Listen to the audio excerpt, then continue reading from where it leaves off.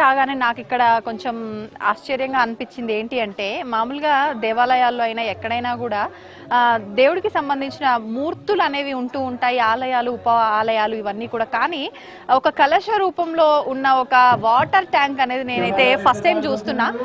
మీరు చూస్తున్నట్టయితే ఇక్కడ ఒక కలశ రూపంలో ఉన్న వాటర్ ట్యాంక్ అయితే మనకు కనిపిస్తోంది. ఇదే అన్నమాట అది. సార్ మీరు కూడా చూడండి, చాలా కొత్తగా అనిపించింది. నేనైతే ఎక్కడ చూడలేదు, మరి నాకు తెలిసైతే ఎక్కడైనా ఉందో ఏమో కానీ నాకైతే తెలియదు. తర్వాత ఇక్కడ నుంచి మనం పైన ఒక ఆర్చ్ లాగా ఉంది, ఆర్చ్ పైన కూడా శివుడు లింగ రూపంలో ఒక విగ్రహం అనేది మనకు కనిపిస్తూ ఉంది.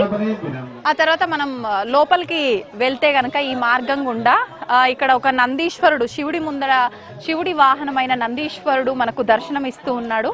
ఆ తర్వాత మనం ఇందాక చెప్పుకున్నట్టుగా భూమేశ్వర్ మహాదేవ్ అని చెప్పి పిలుస్తూ ఉంటారంట ఇక్కడ శివయ్యని. మీరు చూస్తున్నట్టయితే నా వెనకాల కనిపిస్తున్నాడు మహాదేవ్, ఆ శివయ్య 108 ఫీట్ల ఎత్తులో ఇక్కడ శివుడు ఉండటం జరిగింది. నేపాల్లోనే 2వ ఎత్తైన శివలింగంగా చెప్తూ ఉంటారు. మనకు మొత్తము శివుడికి పైన చుట్టూరా కూడా ఒక స్టెప్ లాగా కనిపిస్తుంది కదా, ఆ పైన అంతా కూడా 108 శివలింగాలు.